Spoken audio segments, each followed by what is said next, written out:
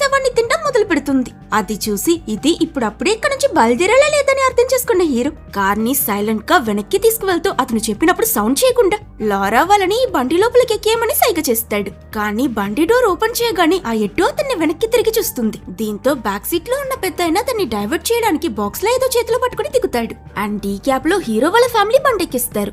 ఎటు ఆ పెద్దన తీసుకువెళ్లిన బాక్స్ లో ఇంకేంటో కాదు ఉప్పు ఉంటుంది. దాన్ని ఆ మాన్స్టర్ పైకి విసిరగానే అది లైట్ గా భయపడుతూ వెనక్కి వెళ్ళినట్టు చూపిస్తారు. కానీ వీళ్ళకి ఎక్కువ సంతోషపడే టైం కూడా దొరకదు. ఇంతలోనే దానికి కోపం వచ్చి ఆ ఉప్పు విసిరిన పెద్దాయన్ని 30 తిప్పులు పెట్టి ఒక్క దెబ్బకి రక్తం చెదిరేలా చంపేస్తుంది. అది చూసి మ్యాడీ ఇంకా టైలర్ బాగా భయపడిపోతారు. ఆ మాన్స్టర్ పెద్దాయన్ని తింటూ వీళ్ళని పట్టించుకోదు. వెంటనే హీరో ఈ బండిలో అతని ఫ్యామిలీతో పాటు అక్కడి నుంచి బయటపడి సిటీ బయట ఎడారి ప్రాంతంలో ఉన్న చోట్ల అంకుల్ టెడ్ చెప్పిన ఆ బంకర్ ని వీళ్ళు రీచ్ అవుతారు. కానీ ఇక్కడ ఇంకో సమస్య వచ్చి పడుతుంది. వీళ్ళు చాలా సార్లు వెళ్లి కాలింగ్ బెల్ తట్టి ఎన్నిసార్లు డోర్ ఓపెన్ చేయమని అరిచినా లోపల నుంచి ఉలుకోపులకు కూడా వినిపించదు.